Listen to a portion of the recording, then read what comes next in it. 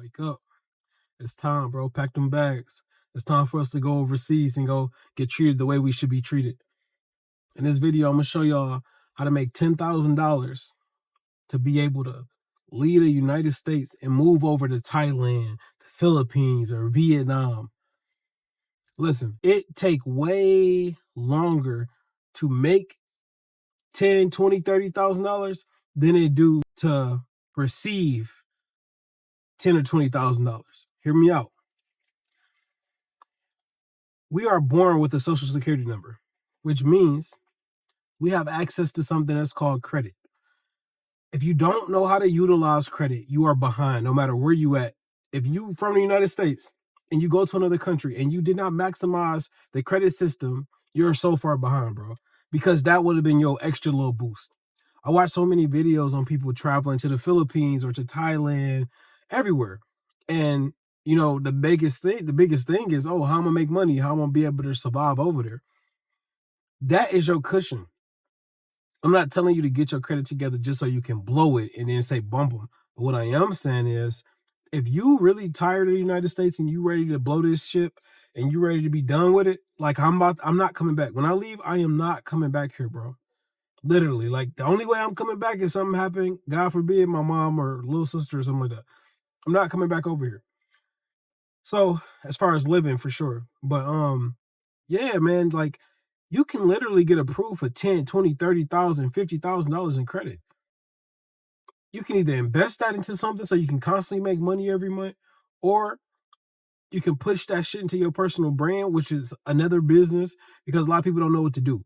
You know, you can go online and get you an online job, like Google remote jobs and stuff like that. You know, it's a lot of sales jobs that allow you to work from home, customer service jobs, all type of stuff that you could do. You just have to find what's best for you. Like me, I can't work a job. That's not who I am. I just can't do it. But I already got businesses that I can pump money into to make money while I'm overseas or wherever I'm at. So that's a bonus for me. But another thing is that a personal brand is like the way to go, because you building an online community. You creating friends that's all around the world that's supporting you in your journey, that rock with you. You don't have no better support system than that. That's why I'm really about to dial in on this YouTube, because I want to create an army of men and a few females that's going to come mess with the boys. An army of people that's rocking with each other, that's on the same mission, that got the same goals, that's trying to pursue things, that's trying to go to that next level of life. I'm not trying to, it's not just about money, bro. It's about the freedom. And being in America, that's what it did to us. It's just, oh, we need money, money, money. And we forgot what the hell we was even getting the money for, because our money go to nothing but bills damn near. And then when we do have left over, it's so little that we can barely enjoy the time with our loved ones. A lot of relationships fail because of money. And yeah, maybe your girl was a gold digger, but at the same time, maybe you wasn't who you was supposed to be, because you didn't have money to be who you were supposed to be. And money should not make you be anything. That's not what I'm saying. But sometimes, like with me, like if something is going wrong when it comes to money or my finances is low, I become very angry. I become very I have a lot of anxiety and shit. Like it's hard for me to be like sit still. I'll be like fidgety. I'm not myself when I'm like not where I'm supposed to be financially. So sometimes we get outside of ourselves when we don't have the money that we supposed to have, because you know your girl want to go on a vacation. You know your daughter, Dad, can I go to Disneyland? And it's like, damn, baby, you don't want to tell her daddy broke, you know? And it make you resent yourself and make you feel some type of way. So you kind of carry yourself with a negative aura about yourself. And that's, it's like, we as people, we got so fucking nailed down to trying to keep up with all of this material stuff. It's like we imprisonating ourselves. We becoming prisoners in our own life. So I'm gonna give y'all some ways that y'all can turn y'all credit. The situation y'all in right now, you might have $100 in your bank account right now. You still can get access to this money. The first thing you need to do is find out what's on your credit report. Free ones, go get Credit Karma. That's only gonna show you 2 credit bureaus. There's 3 that we worried about: Experian, TransUnion, Equifax. You can get Credit Karma. You can get Identity IQ. In the description, I'm gonna drop a link. Now I'm partnered with Identity IQ. I use that for all my credit repair clients because I do credit repair. I use it for all my clients. They give us a discount link for our clients. They only charge you like $1 for you to view it. The other ones, they're going to be a little bit more expensive. But Identity IQ, it show you all of the stuff that's on your credit report. So like Credit Karma, you might see it like, oh, it's not that bad. And then you go try to apply for something and they deny you because you can't see everything the banks is seeing. So if you want to find out what's on your credit report, pull your full credit report from Identity IQ. Get all 3 credit bureaus. So that's step 1. Figuring out what's even on your credit. Then when you look at it, you want to look at your personal information section. This is very important because it's going to show you all of the addresses you lived at, everywhere that you ever lived that might be on your credit report, your phone numbers, your employers, everything. If you have bad accounts, like let's say you got some collections, some repossessions, whatever you got, those might be attached to addresses you lived at 5-10 years ago. So that's a good thing for us because now we can utilize that to get stuff deleted off, the bad stuff deleted. So then you want to go down from there and it's going to start showing you your accounts. Now, what you looking for? Late payments. You got to get those off. If you got more than one late payment, it's better to just delete the whole account because people will be trying to say, oh, I can delete late payments. Bro, you're going to fuck around and get the account closed anyway. So you better off just deleting the whole account. And the reason why, for people that don't even understand credit, the banks don't want to see late payments. They don't want to see collections. They don't want to see charge. They don't want to see nothing negative. Because you have to look at it like this. If you come to me, hey, bro, hey, ambitious. Hey, bro, I want to leave the country, bro. You think you could throw me $10,000, $15,000, $20,000? I got you, bro. But I gotta make some phone calls. I gotta call around in the streets and see your street cred. Hey, my bro, hit me up. He said he needs some bands. He good in the streets. Oh no, he ran off on the plug like 3 times.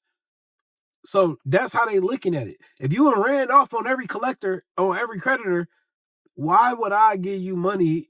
It's a high chance you're gonna run off on me. So our job, my job as a credit repair company, we go in there, we delete all that stuff so the banks can't see it. Then you go in there and you go apply, ching ching, you got the money. Bam. So now you gotta prove. No, slow down. So boom, I'm just trying to give y'all some insight on how the banks look at it. So bam, so you look at your accounts. On Identity IQ, it's gonna have all the credit bureaus lined up side by side, so you'll be able to match them up, So you want to, it's gonna be a box at the bottom. It's gonna have like green buttons and stuff like that. If it got like a orange button or a red or whatever, it's gonna say 30, 60, 90, whatever. That's your late payments. So you will write that down. Okay, I got this account got late payments. You want to look at accounts that say closed, derogatory, collections. You want to figure out everything that's negative on that credit report. Then you go down under that, you want to look at your hard inquiries. Hard inquiries is when you go to apply for something. They run your information, bam, it ding your credit. So it's like basically they hurting your credit by looking at your credit. So when you pull your report, it's not going to hurt your credit, but only like when a creditor trying to approve you for something, that's when they hurt your credit. So boom, we figure out everything that's on there that need to come off. Now we have to come up with a strategy to get all this stuff deleted off. Now, it's going to be hard to try to tell y'all. Sorry about that noise, this damn thing whistling. It's going to be hard to try to explain to y'all on how to remove the stuff if you don't know how to do credit repair. But basically, when you look at your credit report on Identity IQ, I want you to look at all 3 credit bureaus. Let's say you're looking at a Capital One that got it's a collection account now. It's closed and everything. Look at Experian, Equifax, and TransUnion. If the information does not match up on all 3 credit bureaus, by law, that's considered an inaccuracy. So we can use those inaccuracies, which every account have an inaccuracy because it's 3 different companies importing 3 different informations into the computer. So one company might have a little bit of different information and they fuck up when they type it in. And we capitalize off that. So you want to match it up. Oh, damn, this not matching, that's not matching. So then you figure out everything that's not matching on that credit report, and then you create a credit dispute letter. Now we got all this shit now out here nowadays, like ChatGPT, AI, and stuff like that. You can literally take that credit report. So when you download your credit report from Identity IQ, download the full credit report. Go over to ChatGPT and import it on there. My bad, y'all. My damn phone died. So when you import your credit report into ChatGPT, you want to make sure you tell that thing to analyze it and create me a dispute letter that's going to get all these accounts removed. And make sure that it don't sound like a robot so they actually dispute the accounts. Bam. It's going to spit out everything for you, bro. You don't have to really do too much thinking. Tell them that this is your first round of letters that you're sending out. So then you can create your first letter using that. But then when you get that letter, this is something that you can do that's going to make it a lot more aggressive. Take your letter, type it out. Copy and paste it, make sure it's organized and shit. Take that letter, go over to the CFPB and FTC. Now, you're not about to report these accounts as fraud. Like they're not my accounts. You're not gonna do that. But a FTC report, it make it more like it stamps it. So when you go over to the FTC website, you don't want to tell them that it's fraud. You want to tell them that they're fraudulently reporting to your credit report.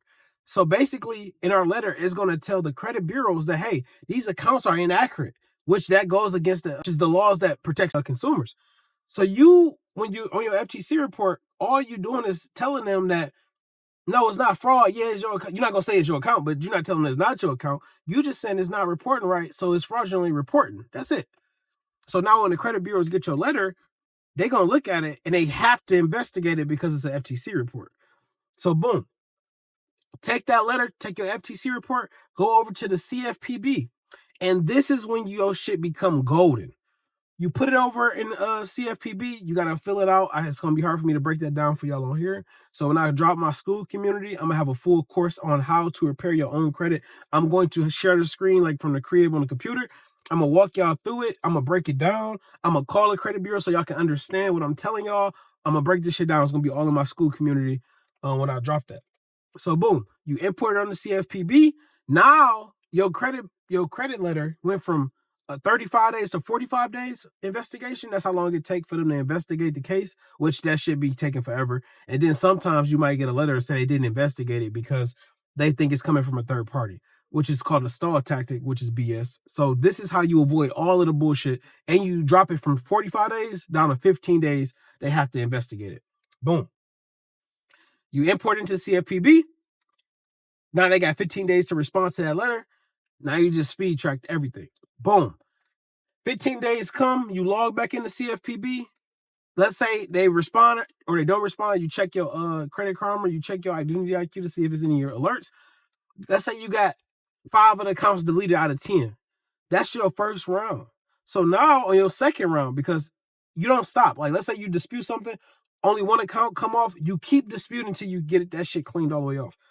It's like going to court, but you're not going to court. You just back and forth. Bro, look like you fit as hell. Get into it at the park. So the round 2. So your letters come back. They tell you what they deleted, what they didn't delete. We're gonna repeat the same process. But when you put it into ChatGPT, you want to tell it like, listen, this is my second time sending letters. The first time, this is what happened. You want to tell ChatGPT everything that happened. Boom. They're gonna give you a new letter, round 2 letter. Same process. And like I said, it's hard for me to explain what to put on that second letter because it's not going to be the same as the first one. You want to basically hit it with something different every time. And I'm going to give y'all every step to get this shit, to speed track your process. But I'm just giving y'all a mental breakdown of how this shit operates. So boom, you do that, repeat that same process. You send it 15 days, you check it, see what's deleted, boom. Now, some shit that's like next level, like how to speed this shit up. After you do it through the CFPB and they say it's sent off, you give it, I say like 5 days, 6 days, business days. Call the credit bureaus and then ask them to pull up your file. Sometimes you should call before because sometimes people be having like a lock on their file, or you might have 2 profiles. So sometimes like your social might be messed up, or a parent might have used your name when you was a kid or some shit. So you might be able to call in and be like, hey, I had sent in some disputes. Did y'all receive my disputes? They might say no, and you've been waiting. Or they might say yes. I'm like, okay, is it a way I can dispute with y'all over the phone? Because this doesn't make any sense, and this is really preventing me from moving forward with my life. The same disputes that's on that letter, you can say it over the phone. So now they manually typing it into the computer. This shit sometimes be faster than the CFPB. Also, with hard inquiries, you can call them. This is the only time that you can call that I would say call and say is fraud, is on hard inquiries. All you're doing is calling the credit bureaus. Hey, transfer me over to the fraud department. I went to this auto loan, which, okay, let's say you try to get approved for a car and they blasted you out to 15 different banks. You call a credit bureau, it's like, hey, listen, I applied for a car. I didn't apply for a car. They go, oh, really? Because you never applied for the car that you didn't get approved for. So if I go to a dealership and then they run my credit to 10 different banks, right? But Capital One is the one that approved me, but I got 9 other hard inquiries. Don't dispute Capital One if you got approved for it. Only dispute the ones that you did not get approved for. You call them, you call the credit bureaus, you tell them, I never applied for these banks before. They're going to ask you, oh, well, did you go to a car lot, or they're going to, try to figure it out? No, I didn't do that shit. I didn't do none of that. That's fraudulent. Delete them. You can put those disputes in over the phone, and those get deleted extremely fast. And if it don't do it the first time, just keep repeating the process until that shit get pushed through. But, boom. That's the credit repair side of shit. So let's say, boom, you wipe your credit clean, you good. You also got to build your credit up to build us up to that point of getting the $10,000, $15,000, $20,000. You want to add some primary accounts to your credit report. So it's a lot of them, but I'm going to use one that I like to really use with my clients. It's called Credit Strong. Credit Strong is like a loan, and they offer a whole bunch of different ones. I think it's one that's like $2,500. That's perfectly fine. Or $1,000 one. You'll apply for that one. It's going to give, it's like $20 a month. It's like a savings account, but it's going to look like a loan on your credit. And the purpose of this is when we trying to repair your credit, we have to build your credit at the same time, because a bank is not going to give you money if they don't see that you know how to make on-time payments to another bank.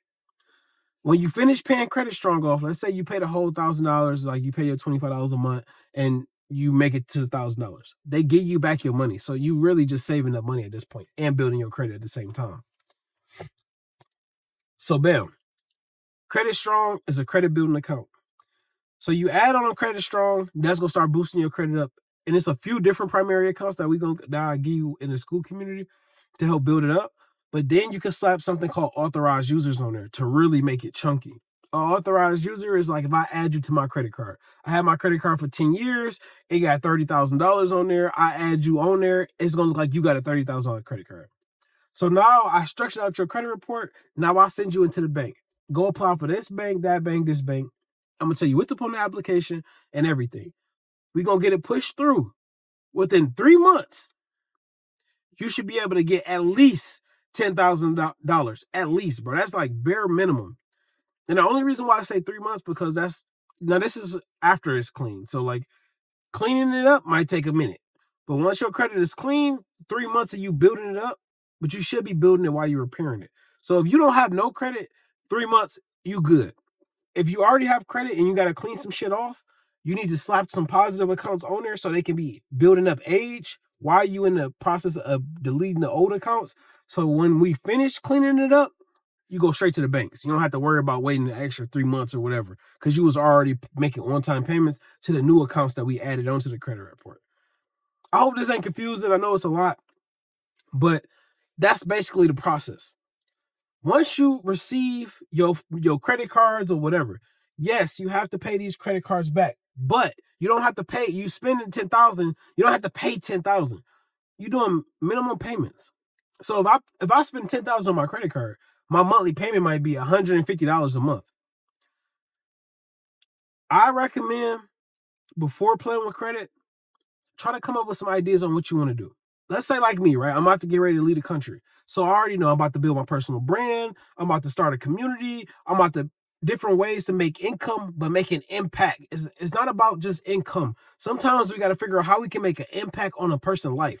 So figure out how can you make an impact on somebody's life, and that's going to always make sure that you got money coming in your pocket. Because if you could change a person's life, they're going to make sure that your life is good. So, figure out what direction you want to go in before you get into credit. But then once you figure that out, then go full throttle with it. Because it's a lot of different ways you can play credit. You can take the credit and start a business. You can take the credit and just invest into whatever you already got going on. Or just take the credit and use it as a cushion. You might already have a job. Why wouldn't you get an extra $10,000, $20,000 before you leave the country? Just in case if something failed, you got $10,000 or $20,000 that you could blow through.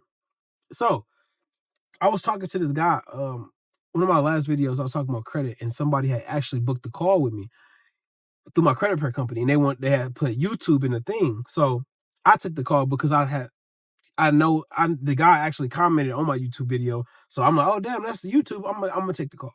So I'm kicking it with him, and the first thing he say is, bro, if you give me 20,000, could I blow it and like not pay it back? I have a legit company, y'all. I cannot tell y'all to take $20,000 and blow it. But what I can do is give you the truth on what happened if you do that. Nothing. The most is gonna happen is the credit cards is gonna try to garnish you. They're gonna try to take you to court, which you don't have to go to court. They're gonna try to garnish your checks. If you plan on leaving the country, bro, go open up a bank over there. You'll be straight. I'm not promoting to do this because you could take 20,000 and start a business that's making you 50,000 a month. So I'm not saying do that, but I'm just giving y'all some insight on how this shit work.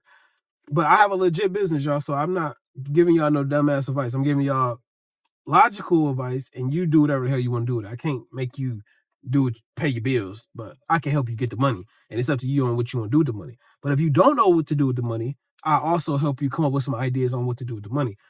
My mom, I always tell a story with my mom because I literally seen her drop tears when I got her approved for credit cards. She had got so many approvals, approved. My mom did not touch her credit cards for almost 2 months. I'm like, Mom, they gonna shut the credit cards off. She like, boy, is this illegal? I'm like, how you watch me do it? How is it not legal? Because it was so much money from a click of a button. My mom used to work 2 or 3 jobs when I was a kid. If she would have knew about credit, we would have never struggled. Bro, I grew up with fucking roaches and rats in our apartment, living in a fucking project. So having access to credit can literally change your entire family life. Because let's say you don't want to leave the country.